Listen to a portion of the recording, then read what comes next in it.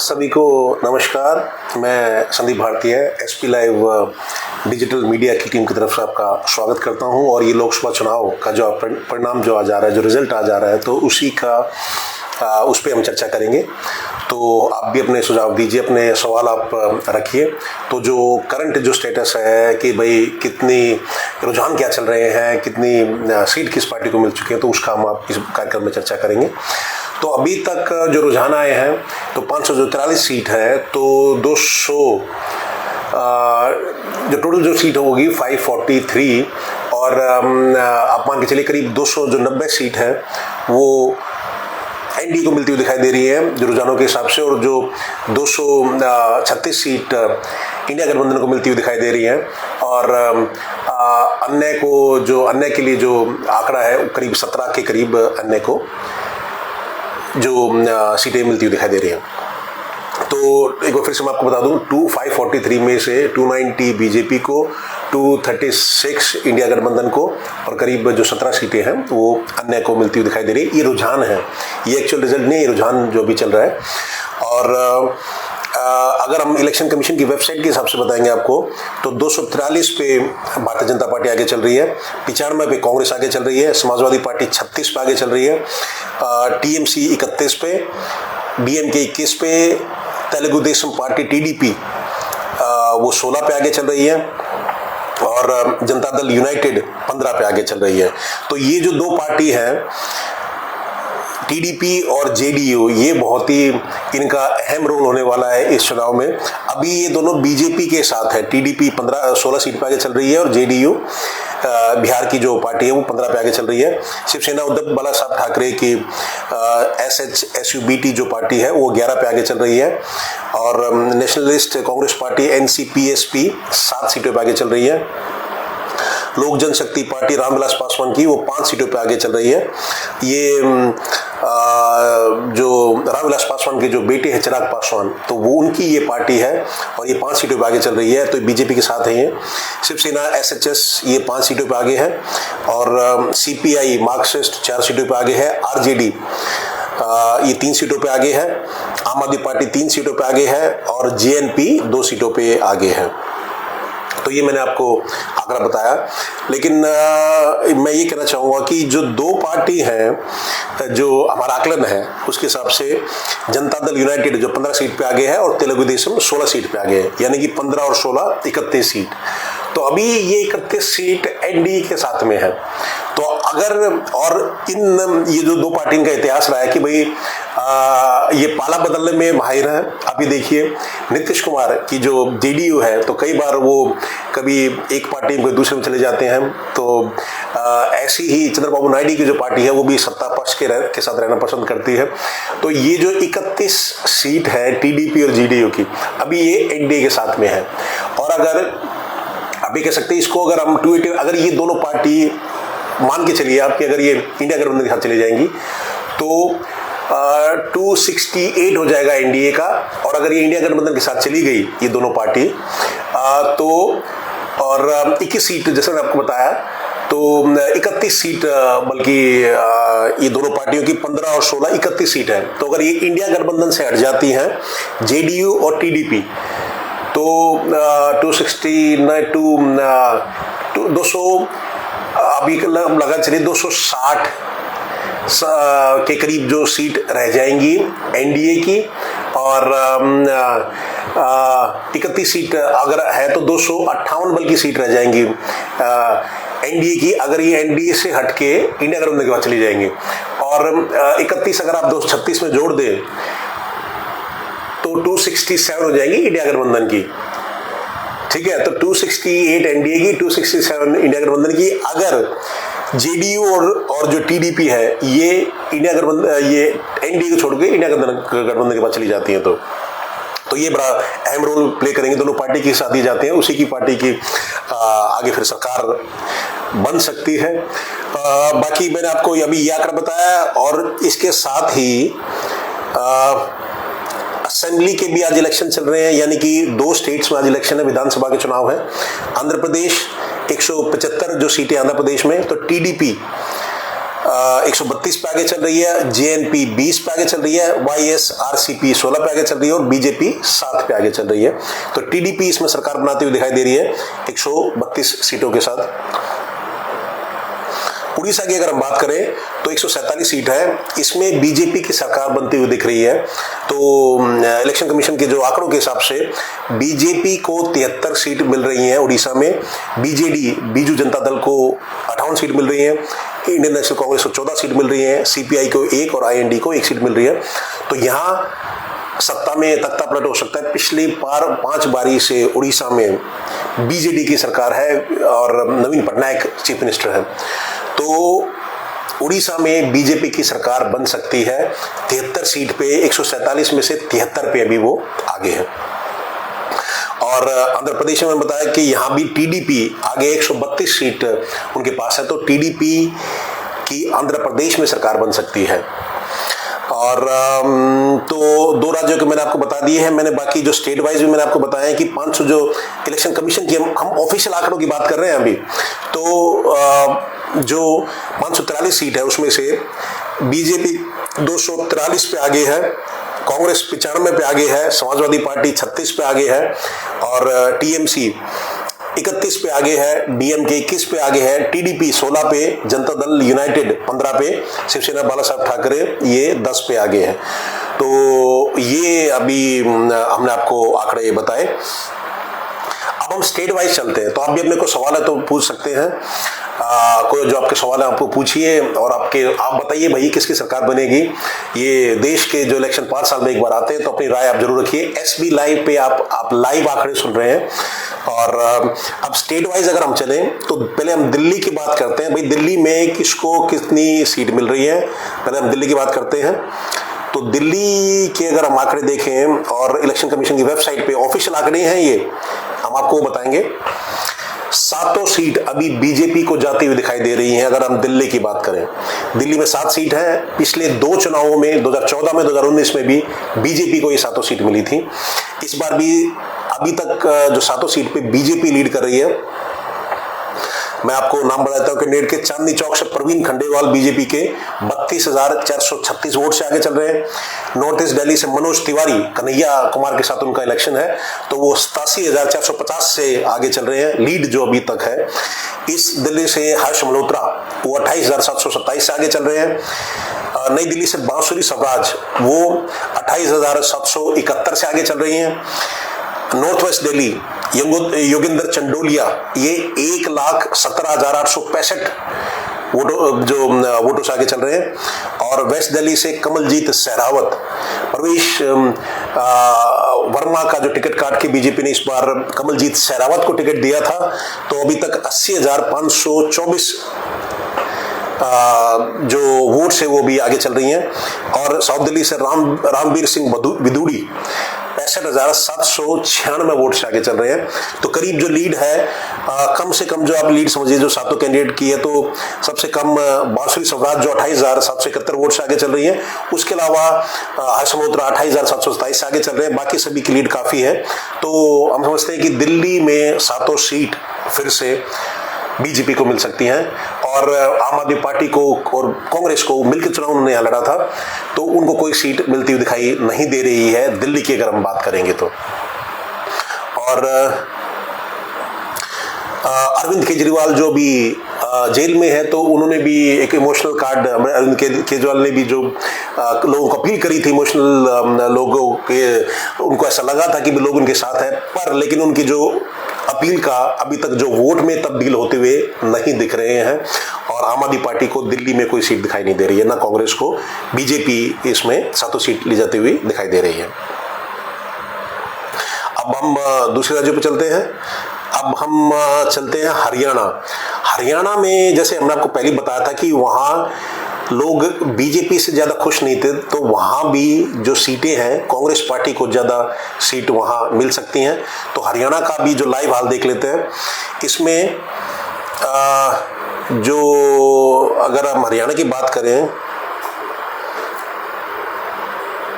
आप भी अपने सवाल पूछते रहिए, अपने सुझाव आप देते रहिए, और क्योंकि एसबी लाइव आपका चैनल है और हरियाणा की अगर बात करें तो 10 सीट में अभी बीजेपी जो पार्टी है 6 सीटों पे आगे चल रही है और कांग्रेस 4 सीटों पे आगे चल रही है। और हरियाणा में बताएं हम आपको तो हरियाणा में कुरुक्षेत्र से नवीन जिंदल आगे चल रहे हैं, करनाल से मनोहर लाल खट्टर आगे चल रहे हैं।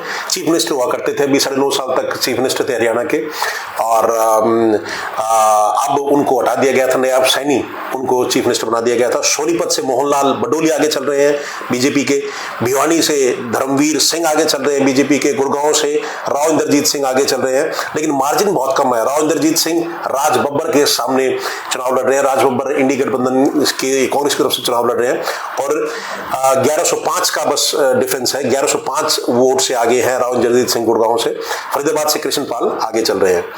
अब अगर हम बात करें कांग्रेस के, तो हरियाणा में कांग्रेस का कौन आगे चल रहा है? अंबाला से वरुण चौधरी आगे चल रहे हैं, सिरसा से कुमारी शैलजा आगे चल रही है, हिसार से जयप्रकाश आगे चल रहे हैं, और रोहतक से दीपेंद्र सिंह हुड्डा।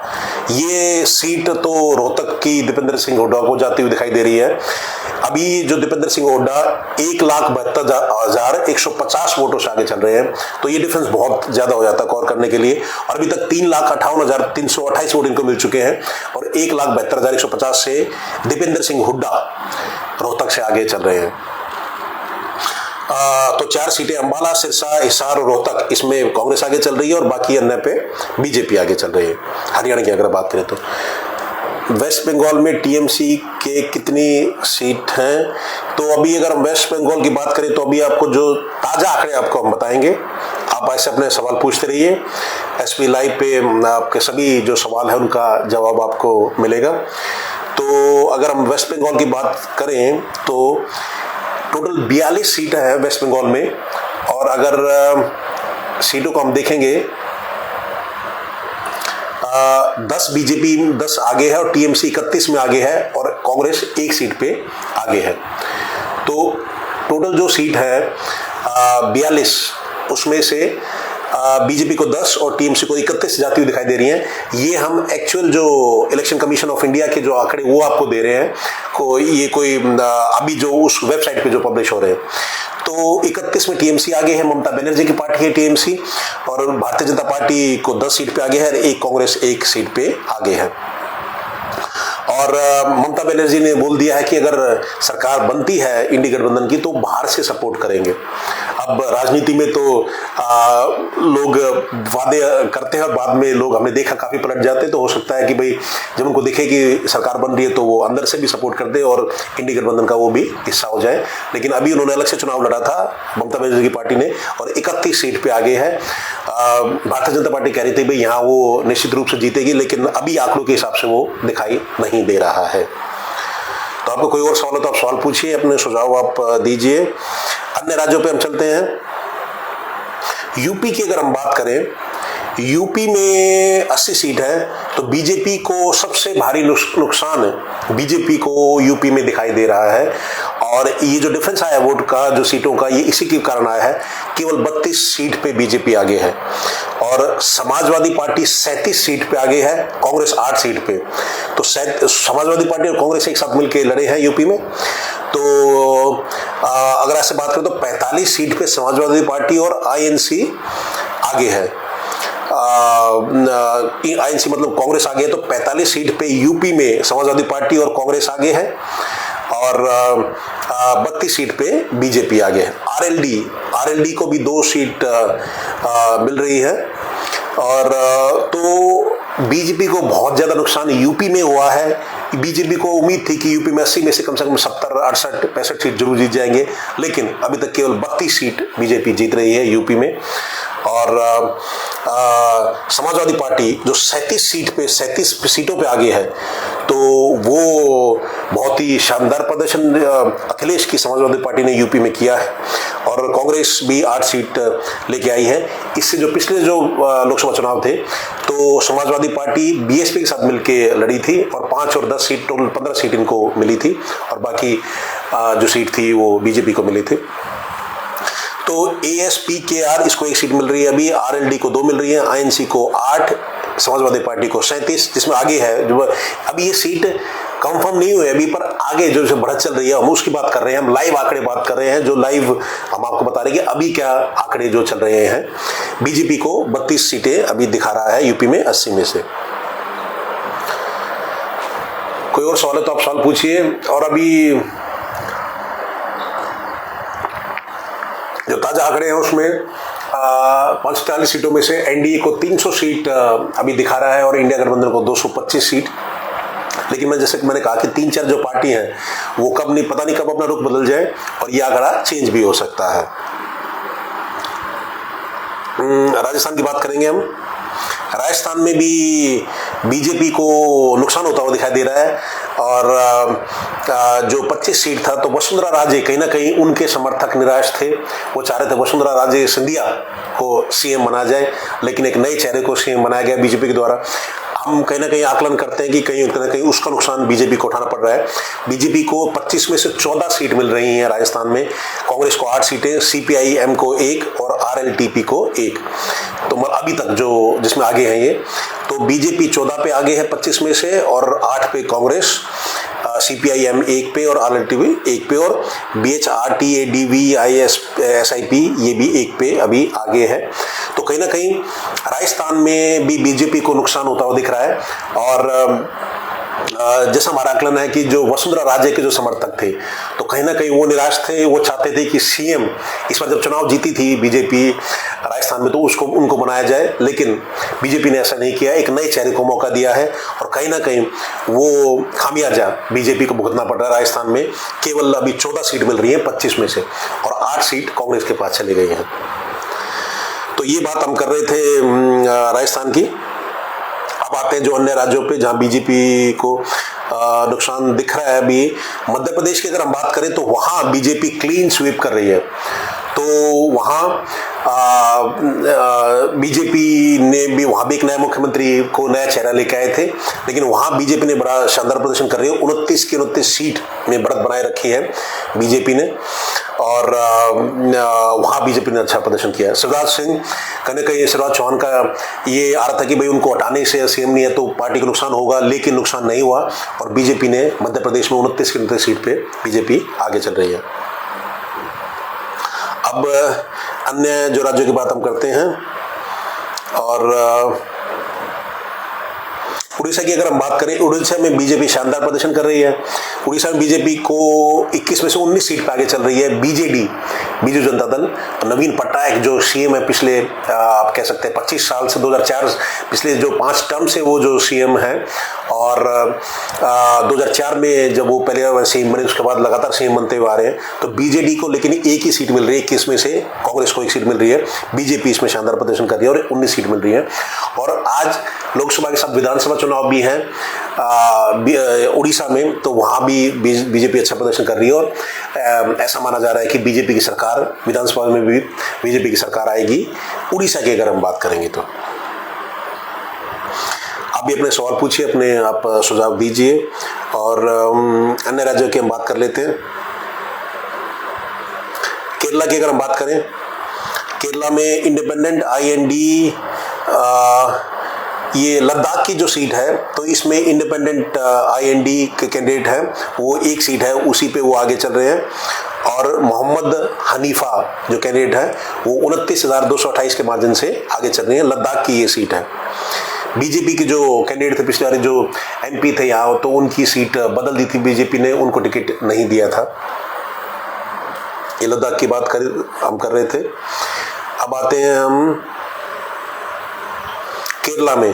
तो केरला में टोटल 20 सीट है कांग्रेस को, उसमें कांग्रेस अच्छा प्रदर्शन कर रही है। 13 सीट केरला में मिल रही है कांग्रेस को। आईयूएमएल को 2, बीजेपी को 2 सीट मिल रही है, सीपीआईएम को 1, केईसी को 1, आरएसपी को 1 सीट मिल रही है।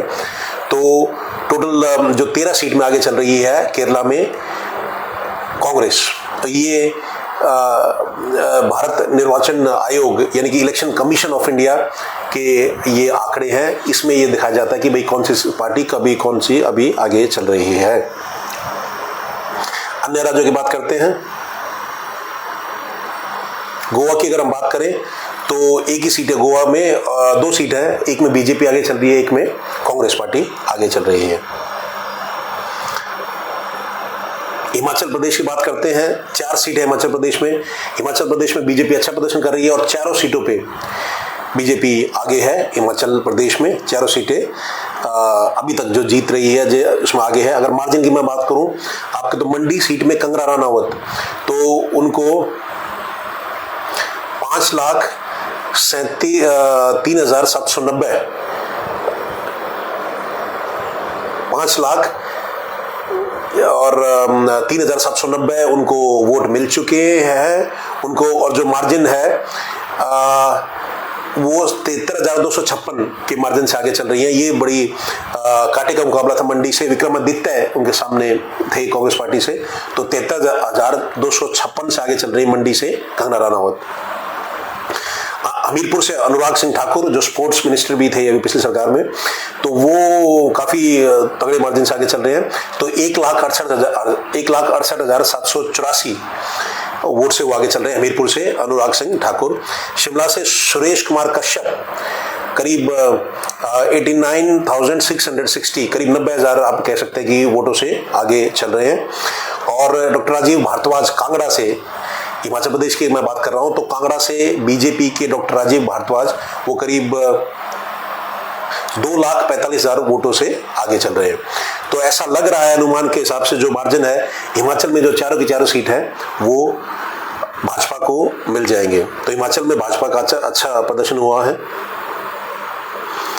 अन्य हम राज्यों की अगर बात करते हैं तो आप भी अपना सुझाव दीजिए। चंडीगढ़ की अगर हम बात करें तो चंडीगढ़ में टोटल जो सीट, छत्तीसगढ़ की हम बात कर रहे हैं, छत्तीसगढ़ में टोटल सीट है 11, बीजेपी 10 में आगे चल रही है और कांग्रेस 1 में आगे चल रही है। तो छत्तीसगढ़ में बीजेपी अच्छा प्रदर्शन कर रही है, 10 में आगे बीजेपी और 1 में कांग्रेस आगे चल रही है।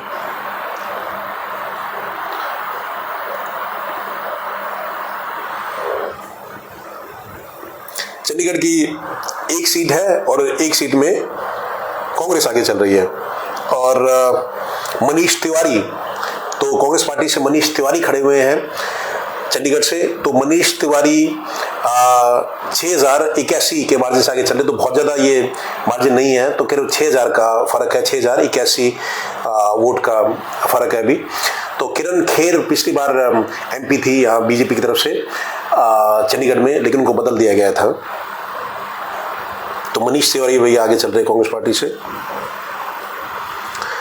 और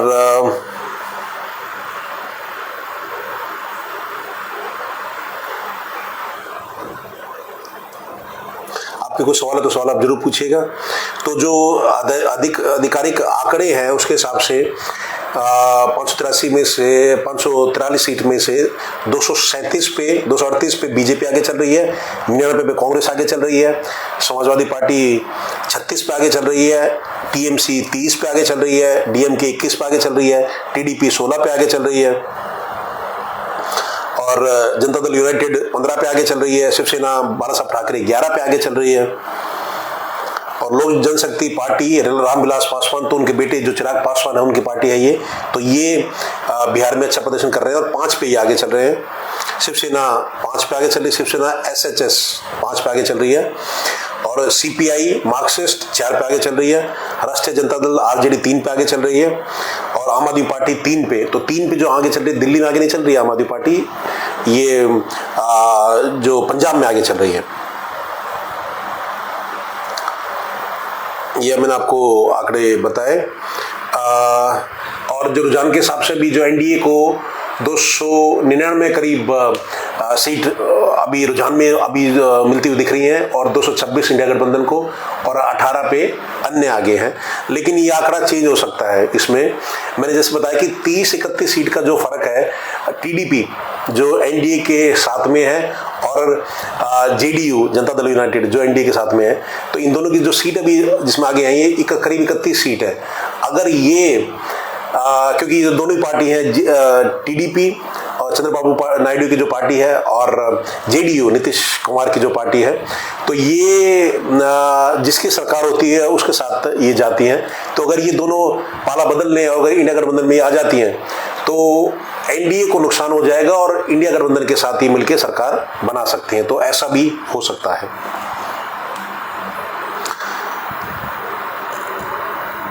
झारखंड की अगर हम बात करें तो झारखंड में 14 सीट है, बीजेपी को 9 मिल रही है, जेएमएम को 2 मिल रही है, आईएनसी को 2 और एजेएसयूपी को 1 सीट मिल रही है।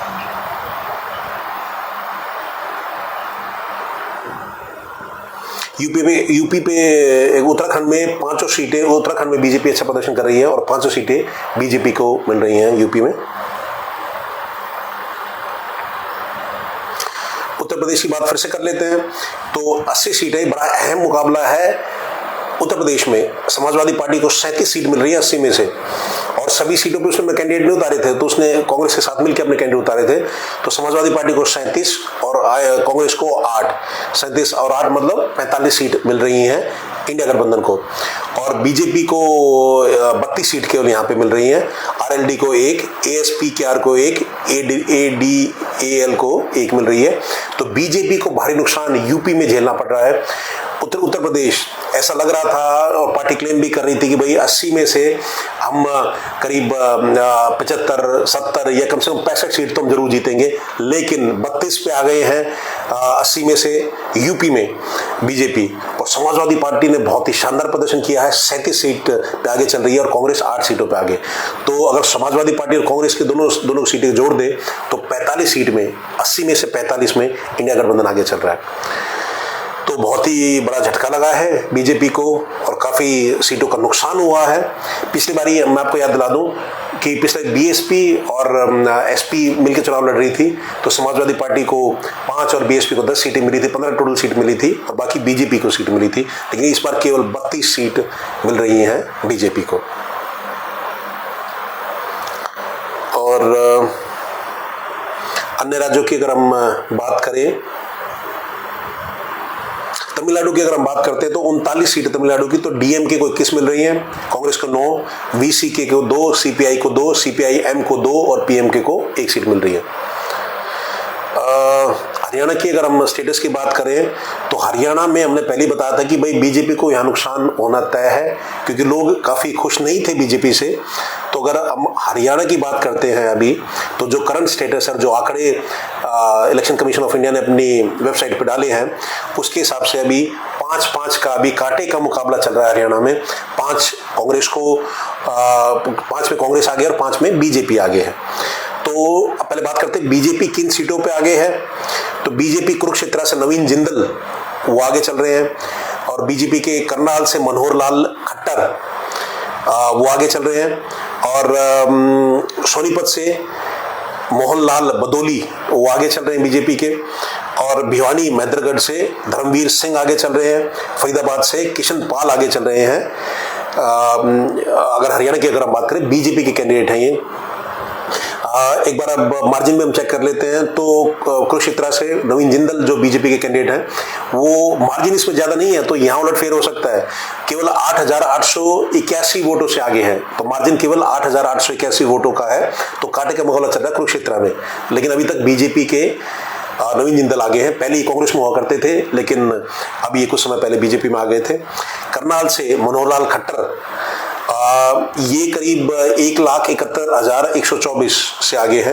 तो हम समझते हैं कि जो करनाल की सीट है मनोहर लाल खट्टर वो जीत जाएंगे, और 1,71,124 का जो डिफरेंस है, काफी डिफरेंस ही हो जाता है। सोनीपत से मोहनलाल बडोली, अब यहाँ भी कांटे का मुकाबला चल रहा है। केवल 4,620 सीट से सोनीपत से मोहनलाल बडोली आगे हैं। तो और भिवानी से अगर बात करें महेंद्रगढ़ से, तो धर्मवीर सिंह 29,177 वोटों से आगे हैं। फरीदाबाद से कृष्ण पाल 1,30,170 से आगे हैं। तो यहाँ भी आप ये समझते हैं कि कोई बहुत ही बड़ा उलट फेर हो गया तब चेंज हो सकता है, नहीं तो फरीदाबाद से कृष्ण पाल जीत सकते हैं बीजेपी के। तो जो 2 सीट है करनाल की और फरीदाबाद की, तो ये बीजेपी को जाते हुए दिखाई दे रही हैं। करनाल से मनोहर लाल खट्टर 1,71,000 वोटों से आगे हैं, और फरीदाबाद से कृष्ण पाल 1,30,000 से आगे हैं। तो ये दोनों बीजेपी को जाती हुई दिखाई दे रही हैं। बाकी सीटों में कांटे का मुकाबला है। भिवानी से धर्मवीर सिंह 29,000 करीब वोटों से आगे हैं, और कुरुक्षेत्र से नवीन जिंदल 8,881 वोटों से केवल आगे हैं, और सोनीपत से मोहनलाल बदौली 4,620 वोटों से आगे हैं, जो बीजेपी के कैंडिडेट हैं। अब हम बात करते हैं कि हरियाणा की जो कांग्रेस की सीट है, तो कांग्रेस में कौन कितना मार्जिन से आगे है। अंबाला वरुण चौधरी, तो अंबाला से वरुण चौधरी आगे हैं कांग्रेस पार्टी की तरफ से 18,393 वोट से ये आगे हैं। सिरसा, तो सिरसा की सीट कुमारी शैलजा ने जीत ली है, आप ये समझिए, क्योंकि शैलजा जो मार्जिन है अभी 2,10,922 का, मतलब करीब 2,10,000 का मार्जिन बहुत ज्यादा हो जाता है और मैं नहीं समझता कि उसको कवर कर पाएंगे जो बीजेपी कैंडिडेट होंगे। तो 2,10,922 का जो मार्जिन है उससे सिरसा की सीट से कुमारी शैलजा आगे हैं, वो उन्होंने, आप समझिए कि वो सीट जीत ली है। और रोहतक से दीपेंद्र सिंह हुड्डा, तो इनकी जीत तय दिख रही है, क्योंकि इनको मार्जिन है इनका 1,91,458, मतलब करीब 2 लाख का, आप समझिए कि मार्जिन से आगे चल रहे हैं। तो अरविंद शर्मा जो रोहतक की अगर बात करें तो बीजेपी से थे, तो उनसे काफी 2 लाख करीब वोट से आगे है, 1,91,000 करीब वोट से आगे है दीपेंद्र सिंह हुड्डा। और अभी तक जो वोट मिल चुके हैं इनको 4 लाख और करीब 694, आप ये समझ लें तो 4 लाख से ऊपर करीब वोट मिल चुके हैं और 1,91,000 की लीड ले चुके हैं दीपेंद्र सिंह हुड्डा। तो रोहतक की सीट कांग्रेस को चली जाएगी और सिरसा की सीट भी कांग्रेस को चली जाएगी। कुमारी शैलजा 2,10,922 से आगे है। तो दो सीटें तो ऐसी पक्की हो चुकी हैं जो कांग्रेस और हरियाणा दोनों जो कांग्रेस और बीजेपी को जाएंगी। गुड़गांव में टक्कर का मुकाबला चल रहा है अभी। तो राज बब्बर जो अभिनेता भी रह चुके, अपने टाइम के शानदार अभिनेता थे, लेकिन बाद में वो राजनीति में भी आए फिर, और अभी राज बब्बर गुड़गांव से चुनाव लड़ रहे हैं, राव इंद्रजीत सिंह के सामने चुनाव लड़ रहे हैं और 8100 सीट से ये आगे हैं। राव इंद्रजीत सिंह जो पिछली बार के एमपी थे गुड़गांव से, तो 8100 से आगे हैं गुड़गांव से राज बब्बर। तो ये कांटे का मुकाबला है। और हिसार की अगर बात करें तो जयप्रकाश वो करीब 17,538 वोटों से आगे हैं। अंबाला से वरुण चौधरी 18,393 से आगे हैं। और बाकी जो रोहतक और सिरसा की सीट है तो आप ये समझिए कि वो कांग्रेस पार्टी ने जीत ली है, ये अनुमान है। तो बाकी आप ये समझ लीजिए कि 2 सीट तो कांग्रेस पार्टी की पक्का है और 2 सीट बीजेपी की पक्का है। जो बाकी जो 6 सीट है इसमें कांटे का मुकाबला चल रहा है। तो हरियाणा की मैंने आपको बात बताई, 5 कांग्रेस के पक्ष में है और 5 बीजेपी के पक्ष में है। बाकी आप अपने सवाल पूछ सकते हैं और कोई आपके जो सवाल हो आप जरूर पूछिएगा। और मैं अब बात करूंगा जम्मू कश्मीर में, देखते हैं क्या आंकड़ा चल रहा है। तो 5 सीटें हैं, जेकेएन को 2 सीट, बीजेपी को 2 सीट और आईएनडी को 1 सीट अभी जाती हुई दिखाई दे रही है जम्मू कश्मीर की अगर हम बात करें तो।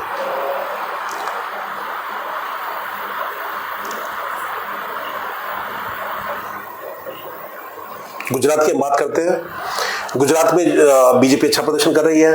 तो 24 सीट है, 26 सीटें गुजरात में और बीजेपी को 24 सीट मिल रही हैं और कांग्रेस को 2 सीट मिल रही हैं 26 में से। तो बीजेपी को 24 सीट मिल रही है 26 में से गुजरात में। तो गुजरात में अच्छा प्रदर्शन कर रही है बीजेपी।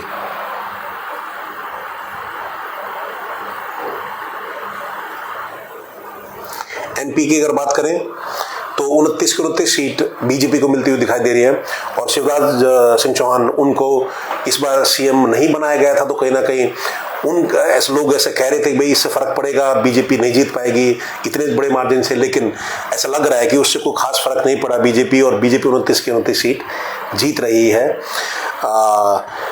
अगर हम मध्य प्रदेश की बात करें तो एक बार, और अगर हम असेंबली चुनाव की बात करें तो 2 राज्यों में चुनाव हो रहे हैं। आंध्र प्रदेश में आज विधानसभा के चुनाव भी है और उड़ीसा में। तो आंध्र प्रदेश में टीडीपी को 175 में से 131 सीट मिल रही हैं। तो टीडीपी और जेएनपी को 20, वाईएसआरसीपी को 17 और बीजेपी को 7 सीट मिल रही हैं। तो टीडीपी सरकार बनाती हुई दिखाई दे रही है आंध्र प्रदेश के अंदर, जो विधानसभा चुनाव की मैं बात कर रहा हूँ। और उड़ीसा में अगर बात करें तो BJP 74 seat, BJD 55 seat, INC 16 seat, 1 CPI और 1 आईएनडी। तो यहाँ बीजेपी सरकार बनाती हुई दिखाई दे रही है। उड़ीसा की अगर हम बात करेंगे तो यहाँ दोनों जगह विधानसभा चुनाव का रिजल्ट भी आज आ जाएंगे। सोनीपत की सीट किसको जाती हुई दिखाई दे रही है? तो सोनीपत की अगर हम बात करें तो हम आपको ऑफिशियल आंकड़े दिखाएंगे और एक्सपी लाइव पे आपको पता है कि जो आंकड़े होते हैं बिल्कुल सटीक आंकड़े हम आपको देते हैं। और हरियाणा की बात करते हैं तो हरियाणा का मैंने जैसे आपको बताया था 5-5 सीट है, उसमें करीब आईएनसी को, कांग्रेस को 5 सीट और बीजेपी को 5 सीट जाती हुई दिखाई दे रही है और 5 में से 2-2 तो दोनों पार्टियों को जाती हुई दिखाई दे रही है। बाकी 6 सीटों में टक्कर का मुकाबला है। सोनीपत की सीट की अगर मैं बात करता हूं तो सोनीपत की जो सीट है वो बीजेपी को अभी जाते हुए दिखाई दे रही है, पर इसमें बड़ा कड़ाई मुकाबला है। सोनीपत की सीट में मोहनलाल बदौली बीजेपी की तरफ से हैं और वो 6,306 वोट से वो आगे हैं, तो बहुत ही टक्कर का मुकाबला है। तो बडोली, मोहनलाल बडोली केवल 6,306 वोट से आगे हैं, तो कुछ भी हो सकता है इस सीट पे। ऐसी कुरुक्षेत्र की सीट है जहां नवीन जिंदल बीजेपी के आगे हैं, केवल 8,468 का मार्जिन है जिससे वो आगे हैं, तो इस ये सीट पे भी कांटे की टक्कर है। साथ में अगर बात करें तो जो भिवानी की जो सीट है महेंद्रगढ़ की, धर्मवीर सिंह 34,899 वोट से आगे हैं और तो वहाँ थोड़ी सी लीड ज़्यादा है बीजेपी के कैंडिडेट की, लेकिन जो टक्कर चल रही है कुरुक्षेत्र में और सोनीपत में जहाँ 6,000 करीब और करीब 8,000 वोट का डिफरेंस है। लेकिन और अगर हम बात करें तो 2 सीट जो करनाल की सीट है, मनोहर लाल खट्टर जो पहले मुख्यमंत्री हुआ करते थे हरियाणा के, उनको बदल दिया था कुछ समय पहले, वो जीतते हुए दिखाई दे रहे हैं। करीब 1,75,000 के मार्जिन से वो आगे चल रहे हैं। और फरीदाबाद से कृष्ण पाल 1,38,000 से आगे चल रहे हैं, तो ये सीट इनको फरीदाबाद की और करनाल की सीट बीजेपी को जाती हुई दिखाई दे रही है। और कांग्रेस की अगर बात करें तो सिरसा की सीट कुमारी शैलजा जीत रही हैं, 2,10,000 वोट से आगे हैं और रोहतक की सीट दीपेंद्र सिंह हुड्डा जीत रहे हैं, 1,97,534 वोट से आगे हैं, तो सिरसा और रोहतक कांग्रेस पार्टी जीत रही है। गुड़गांव में टक्कर का मुकाबला है, राजबब्बर अभी आगे हैं करीब 6,000 वोटों से। कोलकाता की सीट किसको जाती हुई दिख रही है, तो अगर हम वेस्ट बंगाल की बात करें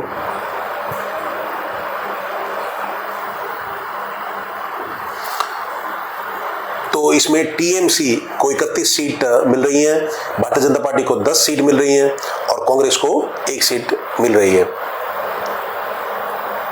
तो टीएमसी की अगर हम बात करें तो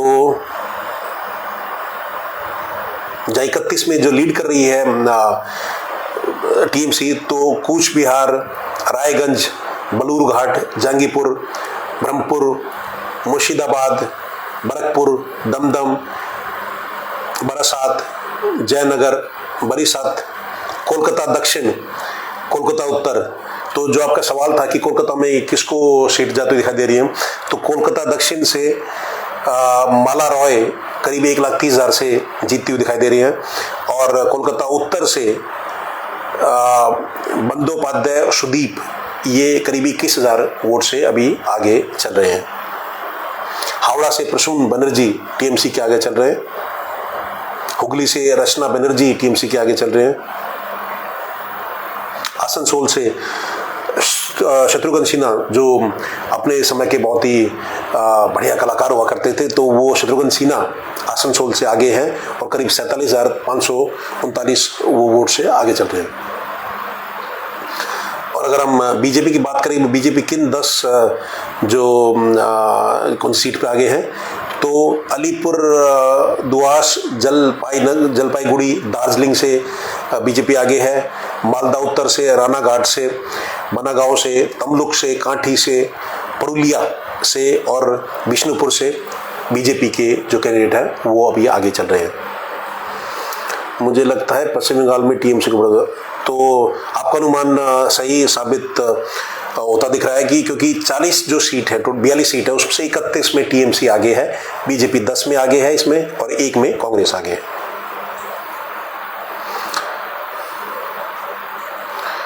और दिल्ली की बात फिर से करें तो टोटल जो अभी करीब जो आंकड़ा आ रहा है 543 में से 300 सीट एनडीए को मिलती हुई दिखाई दे रही है और 225 इंडिया गठबंधन को। लेकिन कुछ जो दल हैं एनडीए में, अगर वो इंडिया गठबंधन के पास चले जाए तो मामला बदल सकता है। जैसे मैंने आपको बताया जेडीयू, तो कई बार वो पलटी मार चुके हैं नीतीश बाबू की, जो चीफ मिनिस्टर भी है बिहार के। तो अगर वो चले जाए एनडीए, वो और कोई उनकी बड़ी बात नहीं है, कई बार वो पलटी मार चुके हैं। ऐसी ही जो चंद्रबाबू नायडू की पार्टी है जो टीडीपी, उनकी भी 15-16 सीट है, तो वो भी अगर इंडिया गठबंधन चली जाए तो ये मामला पूरा बदल सकता है। तो बाकी देखते हैं अभी क्या समीकरण बैठता है।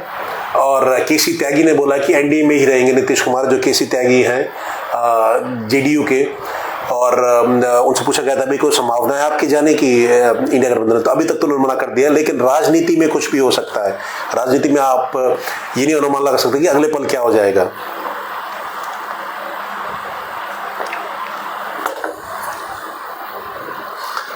दिल्ली की सीट की मैं अगर बात करूं,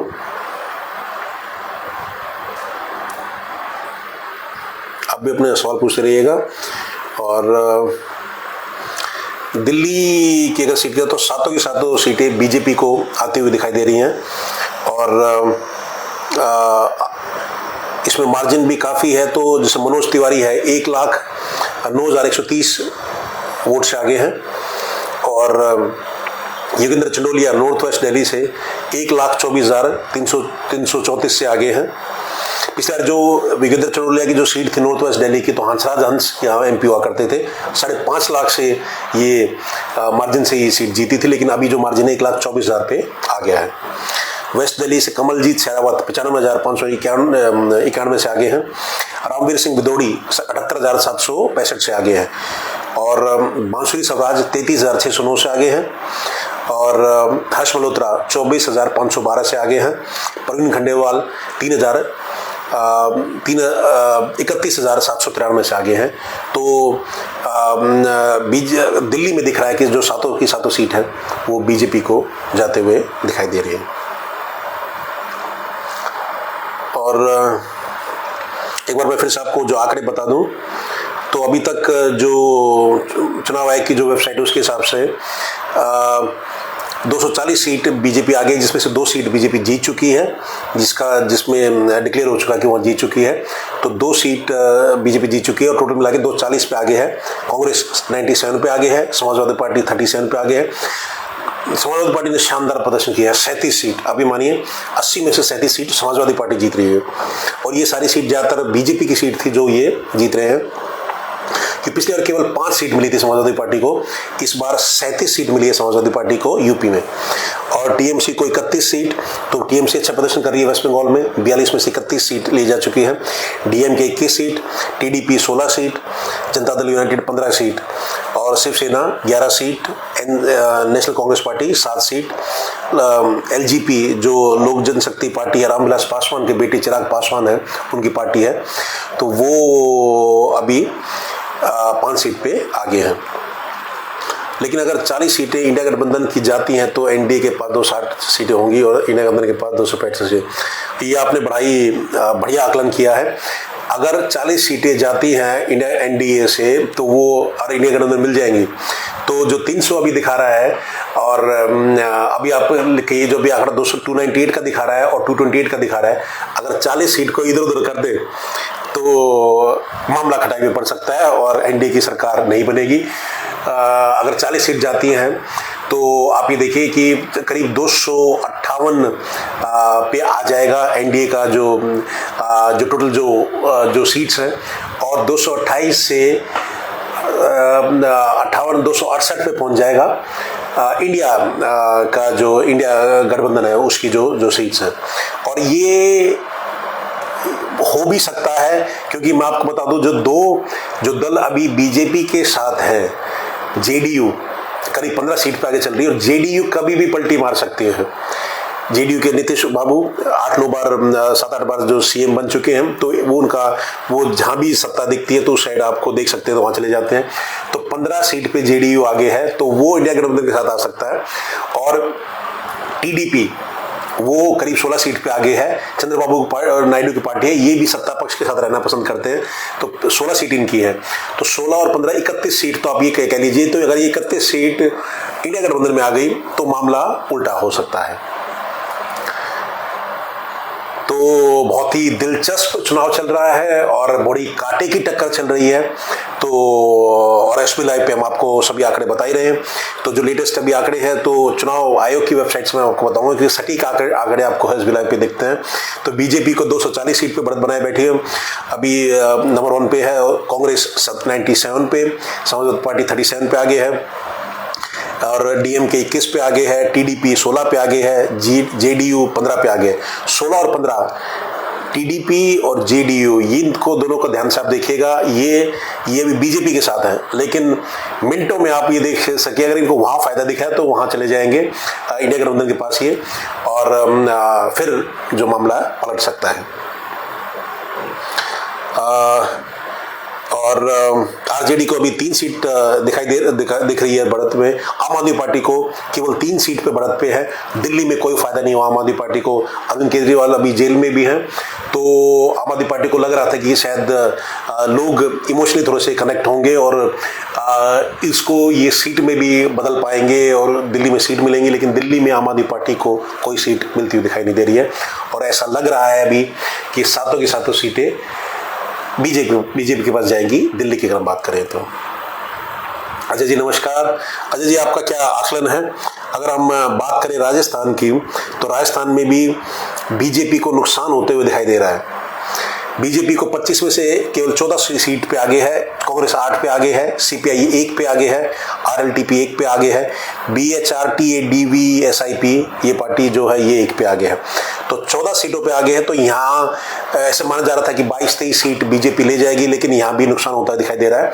और मैं ये समझता हूँ कि वसुंधरा राजे सिंधिया उनको चीफ मिनिस्टर ना बनाना, इससे लोग नाराज थे, उनके समर्थक नाराज थे। तो ये एक अहम फैक्टर है जिससे बीजेपी जिस हिसाब से प्रदर्शन करना चाहिए था, जो उनको उम्मीद थी वो नहीं कर पाई है बीजेपी राजस्थान के अंदर।